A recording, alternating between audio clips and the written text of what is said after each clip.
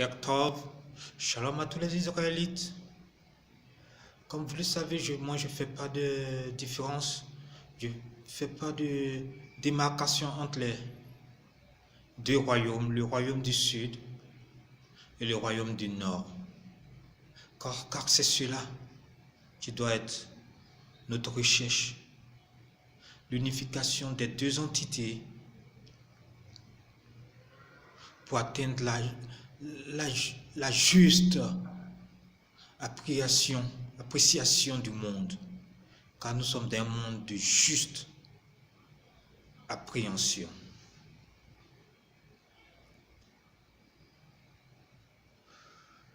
Nous allons donc demander à Elohim Yahvé de nous inspirer dans ce que nous allons dire. Seigneur Dieu, Elohim Yahvé, inspire-nous de ta lumière, afin que les paroles que nous allons sortir soient des paroles de vérité et des paroles allant dans le sens de l'union, dans le sens de l'harmonie, dans le sens de l'amélioration entre les hommes. Amen.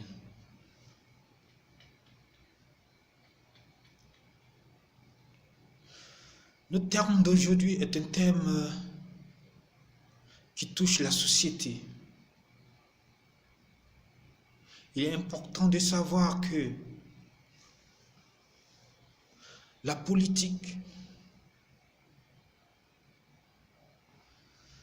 n'est pas un totem pour les hommes de Dieu que nous sommes. Il y a eu dans Israël des rois imbus de sagesse qui se sont investis dans la politique, qui étaient rois, comme le roi David qui était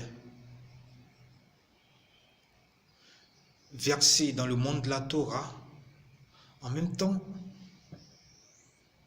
qui gérait la communauté, donc qui avait un rôle hautement politique. Les prophètes comme les Élie, qui étaient qui s'investissaient face à des grands rois et qui essayaient de leur donner des conseils au risque d'être traqués toute leur vie. L'homme de Dieu ne doit donc pas être forcément étranger à ce qui concerne le monde politique.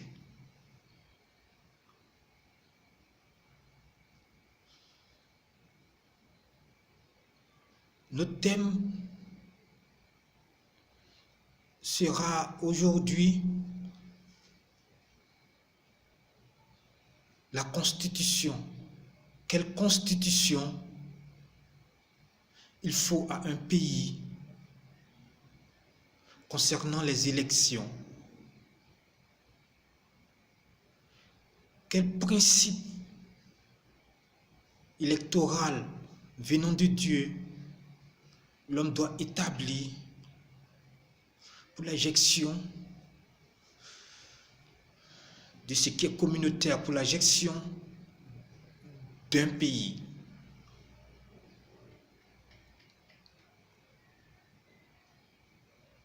Nous allons donc nous inspirer de la Bible pour faire ressortir les principes politiques.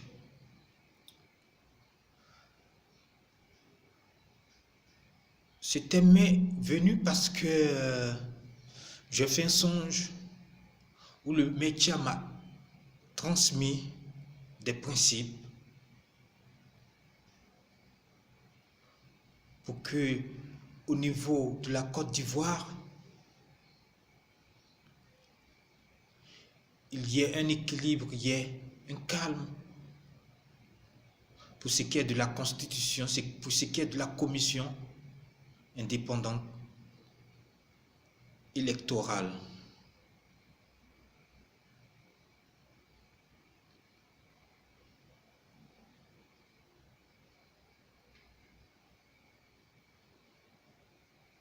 Ce songe, je ne pouvais pas le garder pour moi, alors les préceptes qui m'ont été donnés, je vais les ressortir. J'ai eu aussi ces préceptes du fait aussi que, quelque part, en tant que spécialiste des sciences politiques,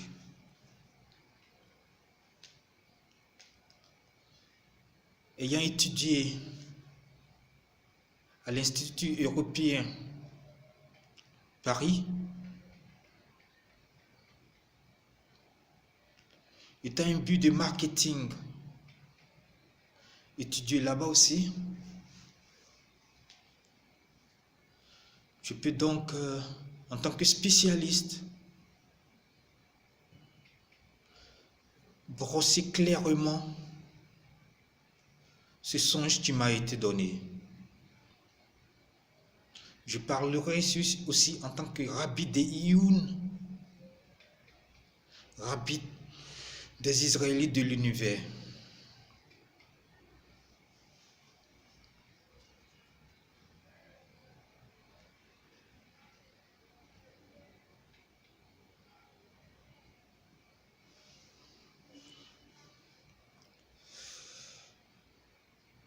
Il est donc aujourd'hui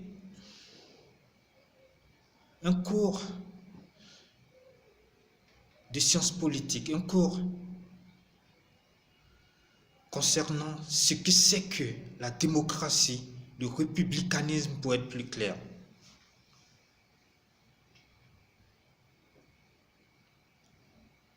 Nous parlerons ici de républicanisme, de démocratie. Il est clair que nous n'allons pas parler de politique dans une monarchie.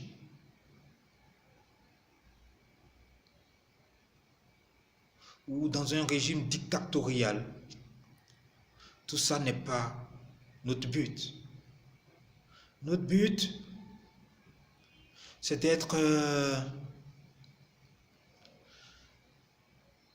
celui qui va prôner le véritable modèle politique.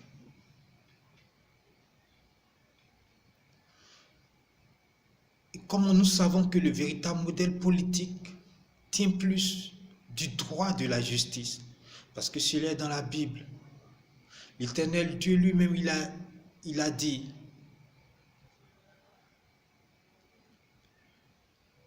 je suis plus pour le droit à la justice. Je ne suis pas pour le pouvoir d'un roi, mais comme vous, Israélites, vous voulez un roi, alors voilà comment vous allez avoir un roi. Voilà ce qui vient de Dieu. C'est ce qui veut dire que concernant la Bible, concernant la Torah, Dieu préfère un pouvoir qui vient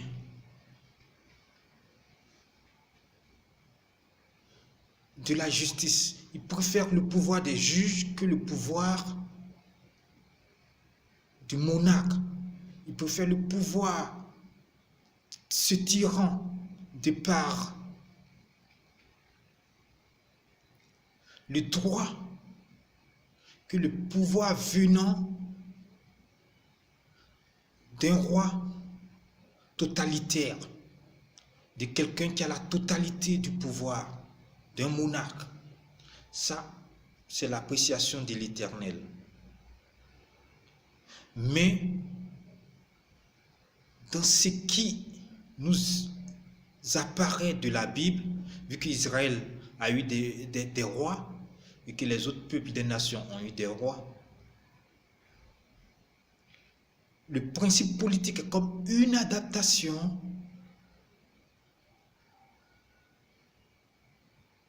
qui est dans la main des hommes.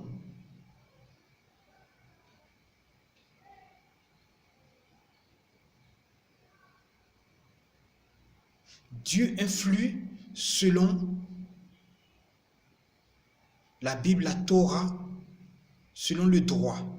Donc celui qui veut instaurer un bon régime dans un pays doit penser au droit et non au pouvoir selon la bonne foi du roi.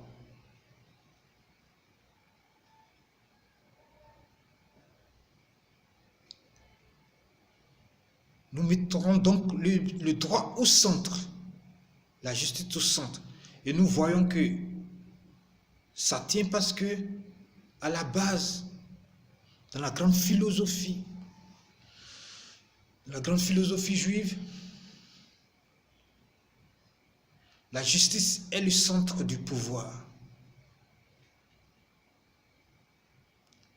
Tout comme la pureté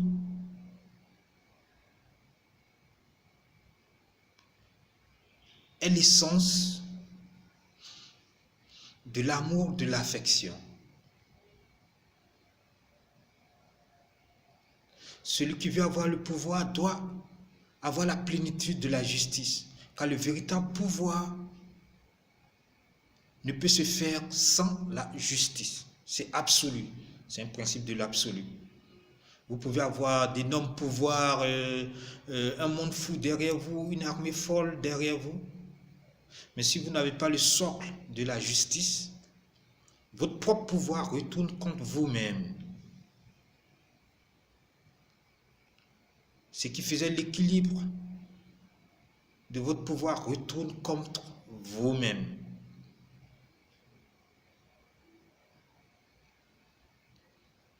Et ça se voit un peu dans l'histoire de Jacob et Esau. On appelle Yaakov et Esav. Mais je le dis comme ça pour que tout le monde, tous ceux qui cherchent la Bible, la Torah puissent comprendre. Donc les appellations, je ne le dirai pas forcément en hébreu, pour que chacun puisse avoir la lumière de là où il est.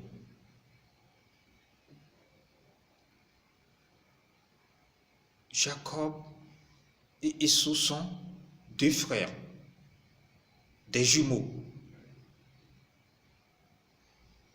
Quand on est jumeaux, en principe, l'équilibre est là.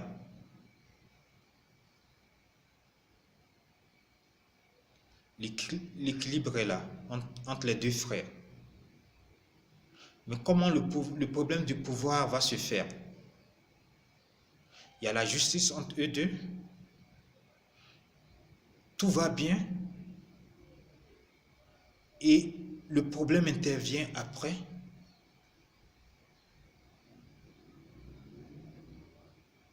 Quand un ne comprend plus le sens du pouvoir, le sens de la justice.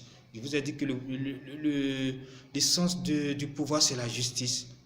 Dès que l'un des deux ne comprend plus le sens de cette justice, alors le principe s'effondre. Dans la réelle restitution, en des jumeaux,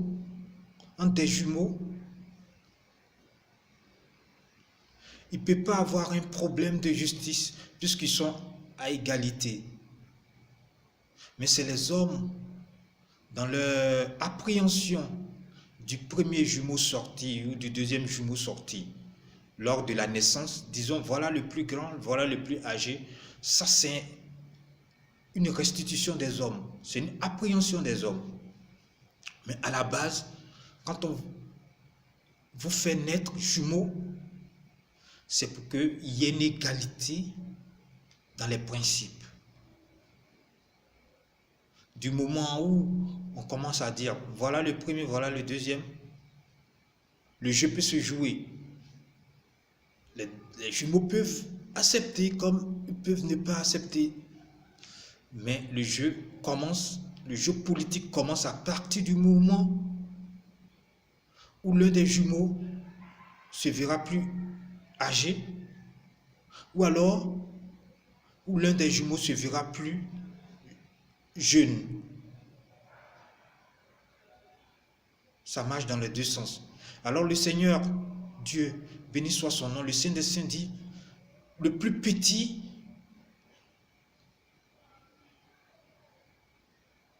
gagnera sur le plus fort. Le plus petit dominera le plus fort. C'est-à-dire celui qui se concevra comme le plus petit dès le départ. Dès le départ, celui qui se concevra comme le plus petit. Après, dans l'existentialisme des choses dans la vie, le plus grand peut faire ses péchés, le plus petit peut faire ses péchés. Mais celui qui pensera intellectuellement au premier moment qu'il est le plus petit, il gagnera sur le plus grand. Dès qu'ils sont jumeaux, dès qu'ils sont à égalité, ils sont dans la justice. C'est le principe du pouvoir. Dès qu'il y a un qui pensera comme tel, il sera élevé. Car si vous êtes frère et qu'il y a un qui se dit qu'il est le plus petit, c'est que c'est celui-là qui a de l'affection dès le départ. Et s'il va même jusqu'à demander le droit d'aînesse, alors c'est qu'il fait encore un effort sur lui. C'est une évidence qui est à la base d'égalité. Lui va faire un effort encore pour demander l'assentiment d'un autre qui, par les hommes, est établi comme le majeur.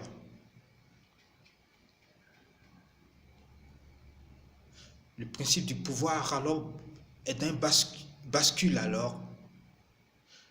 Et le Seigneur, dans sa grande appréhension, sa grande connaissance dit, quand c'est comme ça, le plus petit prendra le dessus sur le plus grand. Sans préciser le nom du plus petit, sans préciser le nom du plus grand. Celui qui a eu la modestie d'être le plus petit aura le dessus sur le plus grand.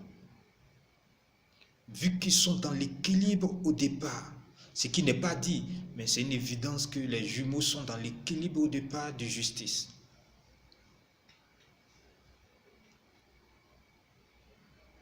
Voilà le principe du pouvoir. La justice est l'essence du pouvoir. Mais tout ce qui est pouvoir est limité par l'affectif, par le principe de l'amour, l'affection. C'est comme l'homme et la femme. L'homme ayant l'attribut du pouvoir, il engendre lui-même sa propre limite, qui est l'attribut de l'affection, l'attribut de l'amour. Parce que si vous aimez, vous n'allez pas utiliser votre pouvoir, même si vous êtes un président. Vous n'allez pas utiliser votre pouvoir dans votre famille ou parmi vos frères. Ce n'est pas là que vous allez utiliser votre pouvoir. Votre pouvoir, c'est ailleurs. Parce que là où il y a l'affection, on n'utilise pas le pouvoir. Le pouvoir dans son véritable sens de domination. C'est notre principe qui prend le relais. C'est le principe de l'affection, de l'amour. Donc le pouvoir est donc équilibré dans sa deuxième partie, qui est l'affection. Vous aurez donc la main droite et la main gauche. La main droite qui se fera ferme, comme dans les lois des nombres, et la main gauche qui ne va pas être plus précise, mais qui est nécessaire, comme dans les lois des lettres, car son principe tient de l'étendue universelle.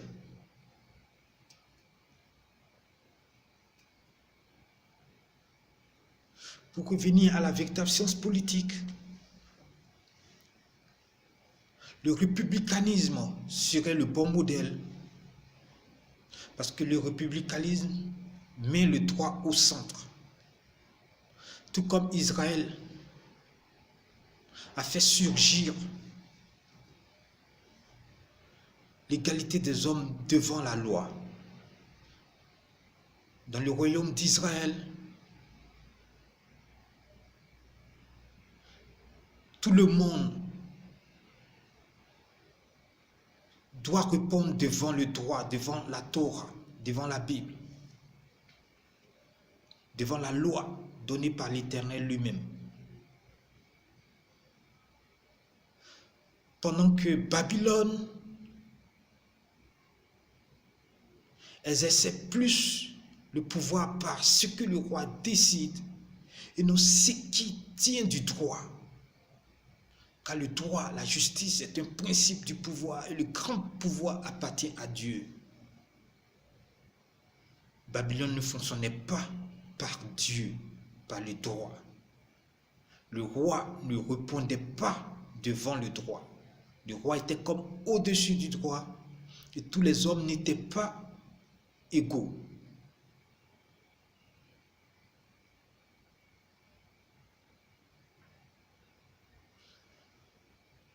Il fonctionnait selon ce que le roi décidait,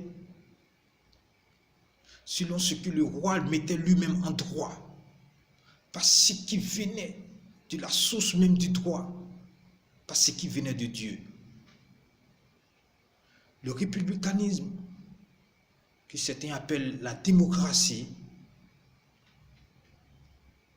serait donc le bon modèle du pouvoir, et non la monarchie, le principe par le roi. Le principe par le droit va primer donc sur le principe par le roi.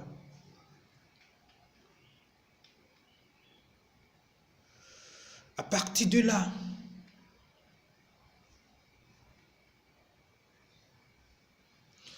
nous voyons donc qu'un homme peut racheter toute une nation. L'homme étant l'égérie du pouvoir et le peuple étant l'égérie de l'autre tendance qui est l'affection, l'amour. Le peuple faisant surgir l'amour et le roi, l'homme, l'aristocrate, si vous voulez, l'aristocratie, ceux qui dirigent, seront le principe du pouvoir lui-même en tant que tel, mais dans son essence qui est la justice, dans sa véritable essence, car il n'y a pas de véritable pouvoir, de grand pouvoir. Il n'y a pas d'hégémonie, véritable hégémonie, sans la justice. Ça, c'est un dogme que nous posons. Pour faire donc cette commission,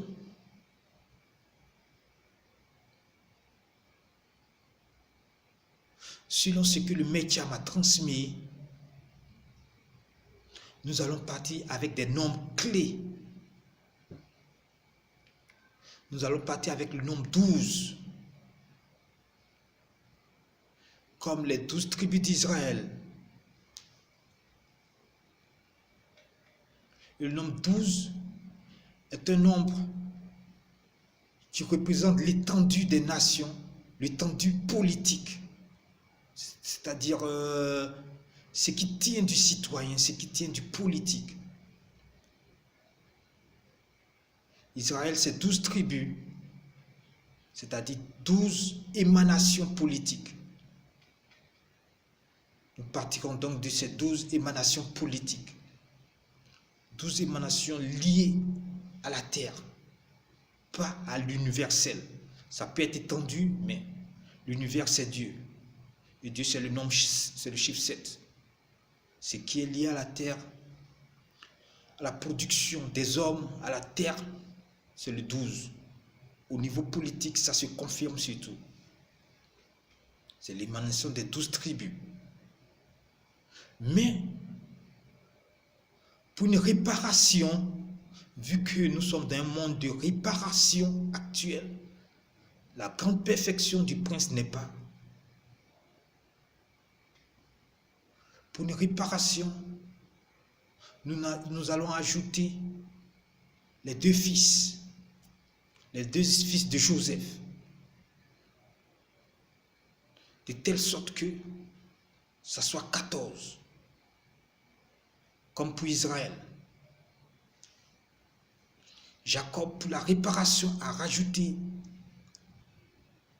les deux fils de Joseph, qui était comme le prince d'Israël, comme celui qui avait le dessus sur les autres frères, celui qui a sauvé toute la nation d'Israël, celui qui a sauvé tous les frères quand il était en Égypte.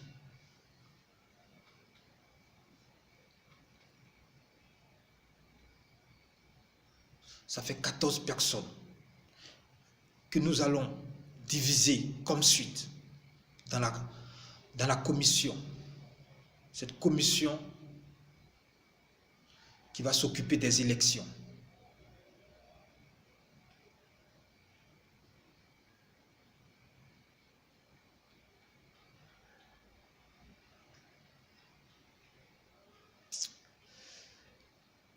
Il aura, selon ce que le Maître m'a transmis,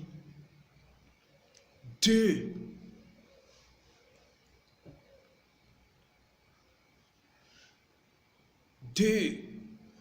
représentants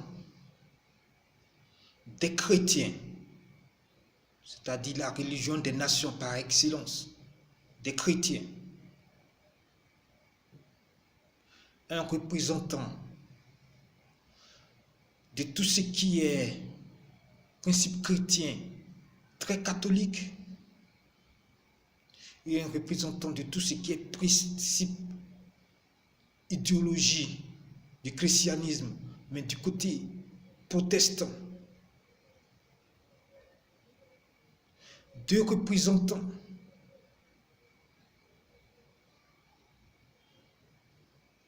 de l'islam. Un représentant l'islam sunnite et un représentant l'islam version chiite. Ça fait déjà 4. Deux représentants de l'émanation de Dieu, c'est-à-dire toute tendance, toute personne étant dans le monde de la Torah, des 5 premiers livres du Pentateuque. Tout homme se voyant dans la représentation de Jah, de Elohim, Yahvé, aura aussi deux représentants. Un représentant de l'israélisme version judaïque, ce qu'on appelle les juifs orthodoxes notamment, une autre version du judaïsme qui ne reconnaît que la Torah écrite du genre karaïste,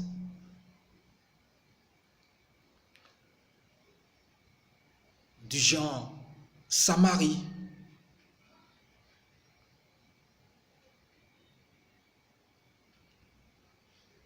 ça nous fait 6 personnes selon la révélation pour les religions.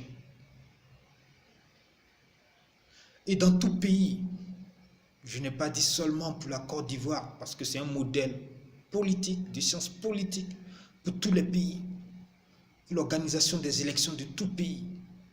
On a beau dire il n'y a pas de problème dans nos pays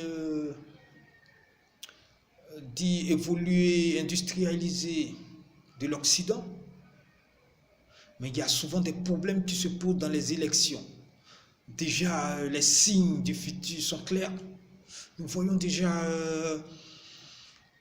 avec les élections, notamment avec le président Trump, où il y a des interventions, où souvent on veut remettre en cause les élections, et sans oublier les élections avec le président Bush, où on avait parlé de trucage, il y a eu recomptage des voix et tout. Nous pouvons dire désormais, dans l'avenir, nous pouvons déjà prévoir et prédire dans l'avenir qu'il y aura beaucoup de problèmes d'élection concernant l'organisation et le comptage des voix. Donc tout pays qui veut une véritable justice dans ces élections doit instaurer ces 6 émanations de Dieu, ces 6 révélations de Dieu. Dans ces élections, d'abord, avant d'avancer, car ces émanations vont emmener la baraka et la juste répartition dans le tikkun, dans la réparation du mal qui a été fait. Car la réparation vient en fait d'Israël et des nations, ce qui permettra d'instaurer l'équilibre entre les 2 tables.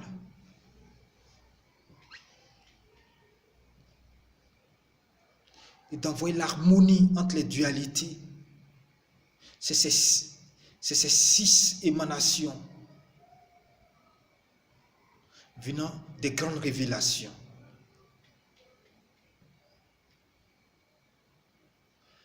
En plus de ces 6 émanations de Dieu, nous allons rajouter 4. 4 comme les 4 points cardinaux. Et ces 4 vents de la terre, 4 vents de la sphère terrestre viennent de ce qui est en vogue, de ce qui est en tendance dans le pays où on est. C'est la propre production du pays lui-même. Donc les 4 vents du pays lui-même.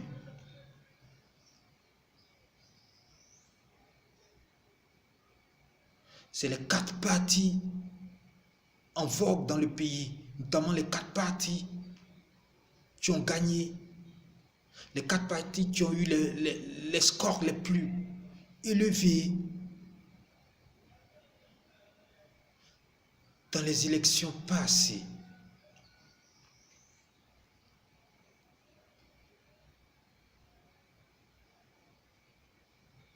Ces 4 partis au grand score seront donc représentés dans la commission.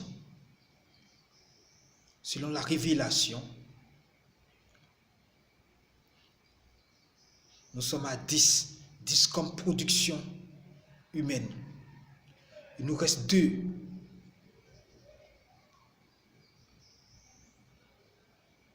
Les 2 qui vont venir seront un représentant du système judiciaire,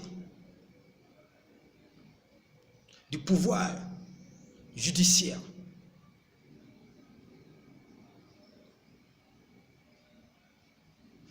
élu par tous les juges et procureurs qui se rassemblent là et qui vont élire un représentant parmi leurs candidats qui sera à la commission et payé par la commission durant tout le mandat. Chaque 5 ans, il y a on renouvelle tout le staff. Chaque 5 ans.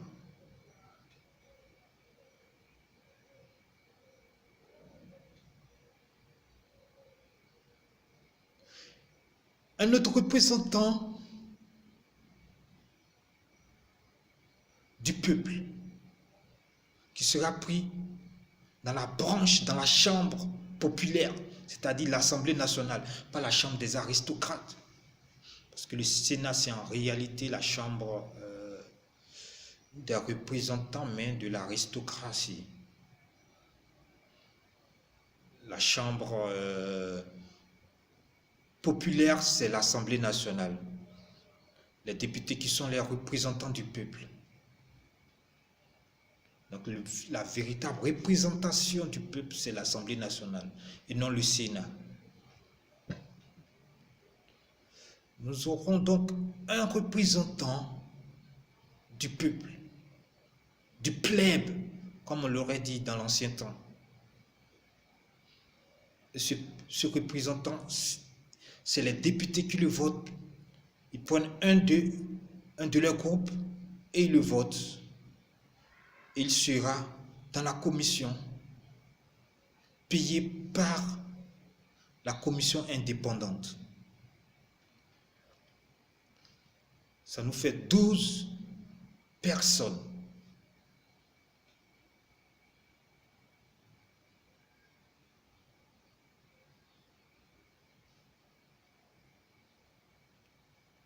Ça nous fait 12 personnes, comme les 12 tribus. Maintenant, nous allons rajouter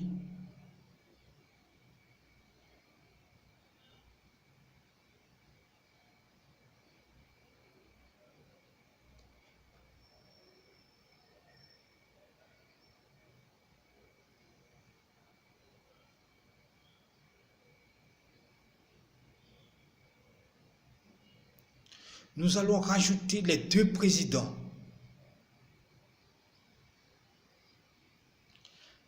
Les 2 présidents de la commission qui ne doivent pas être parmi les 12. Les 2 présidents de la commission, c'est comme Moïse et le prêtre Aaron.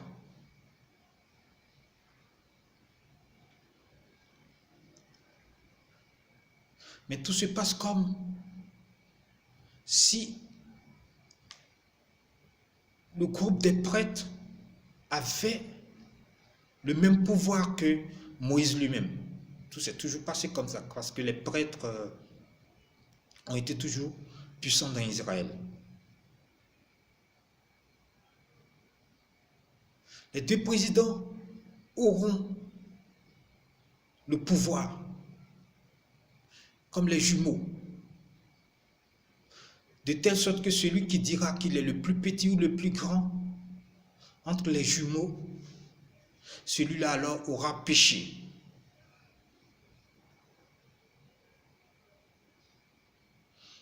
Donc ils seront en équilibre pour le sens du pouvoir, dans la justice. Car l'essence du pouvoir, c'est la justice.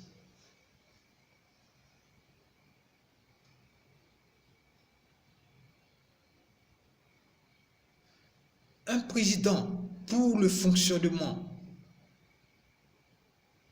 de la commission et un deuxième président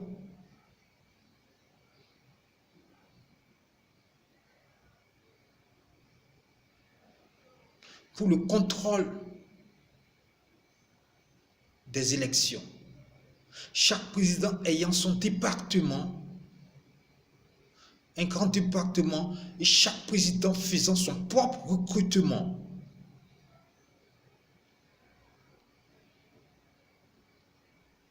Dans chaque urne, dans chaque commune, dans chaque bureau de vote, il aura un représentant des 2 présidents. Il aura toujours un représentant des 2 présidents.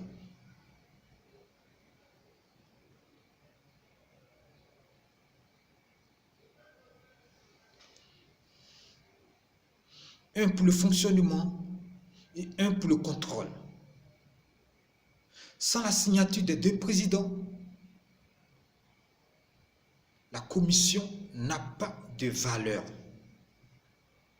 Le document n'a pas de valeur. à la fin de chaque élection, de chaque vote dans un bureau, tout le monde convoie, tout le groupe des représentants des partis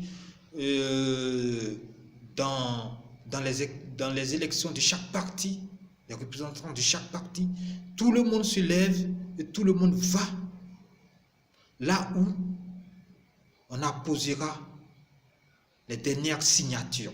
Et les deux présidents doivent apposer les tampons et les signatures chez chaque document, dans chaque bureau de vote.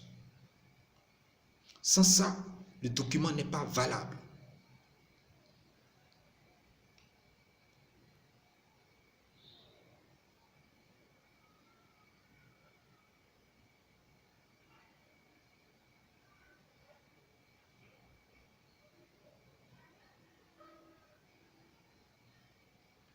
De l'élection des présidents.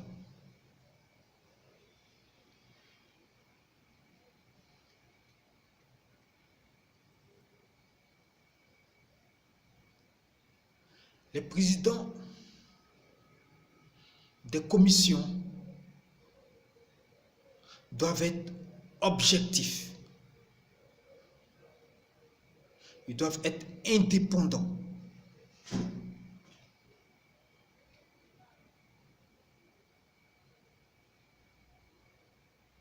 Avant les élections,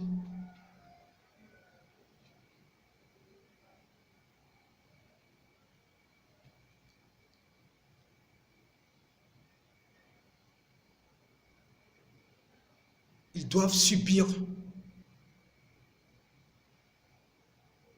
une véritable vérification.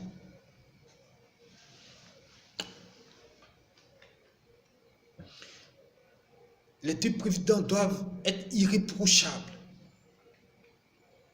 Les deux présidents de la commission ne doivent pas avoir de crimes.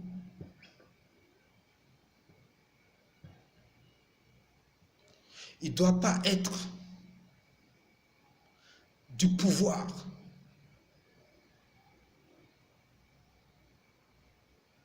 Du pouvoir en place.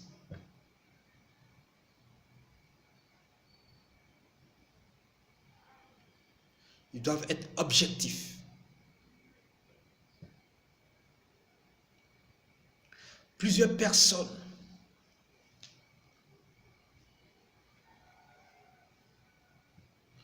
se poseront leur candidature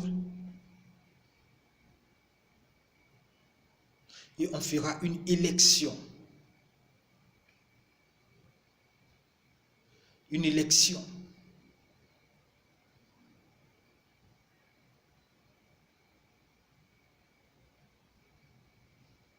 Une élection devant le peuple pour choisir les deux présidents de la commission.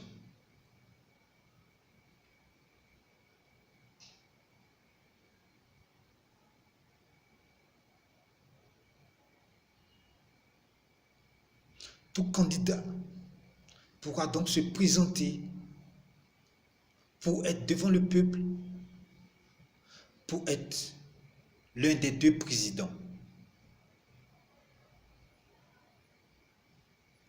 Mais les deux présidents ne peuvent pas être du même parti. Et les deux présidents doivent être des candidats indépendants, ne faisant pas partie d'une organisation politique, d'un parti.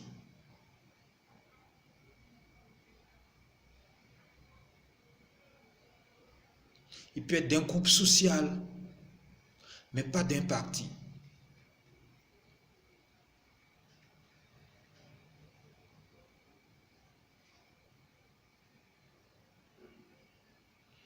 Il ne doit pas être affilié à un parti.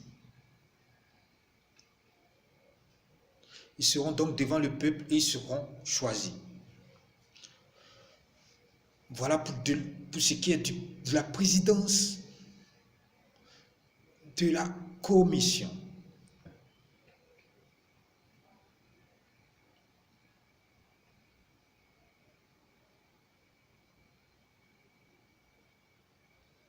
Pour récapituler, cela fait donc 14 personnes pour la commission indépendante électorale. Une commission objective parce que ça ne sera pas une commission, une caisse à résonance ni du pouvoir, ni de l'opposition. Et les présidents sont des candidats indépendants. Ça peut être un candidat indépendant des élections passées, mais ça sera des candidats indépendants.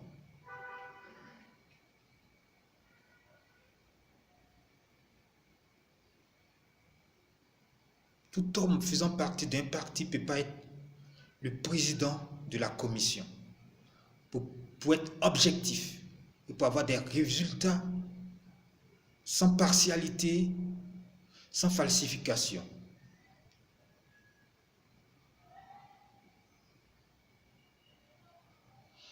Excusez-moi.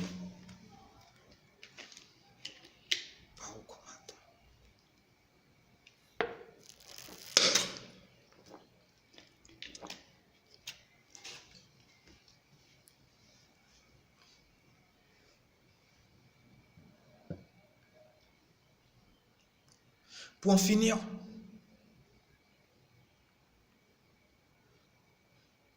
Dieu veille dès qu'on essaye d'appliquer sa justice.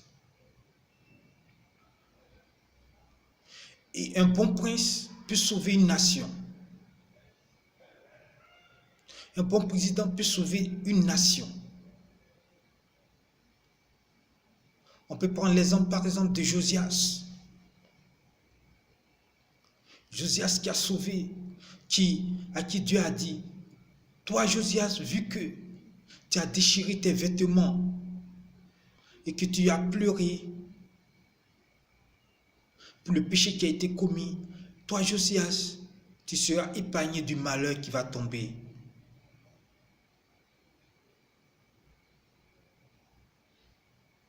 Ainsi, Josias a été épargné.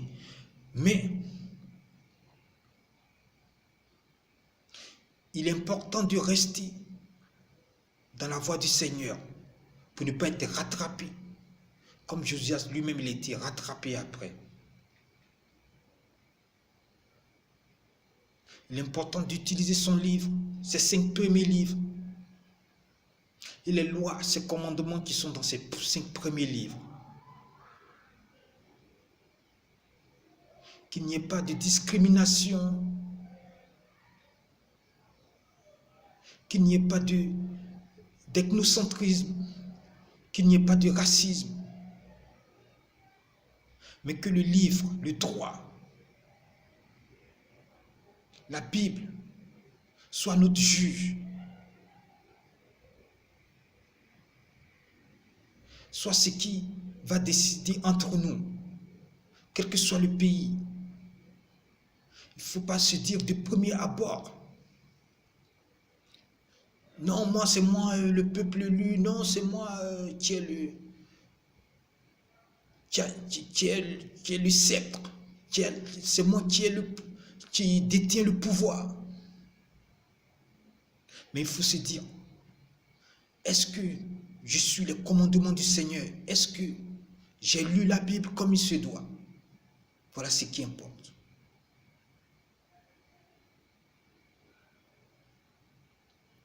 Que le Seigneur veille sur ceux qui suivent la voie de la Bible, de la Torah. Amen.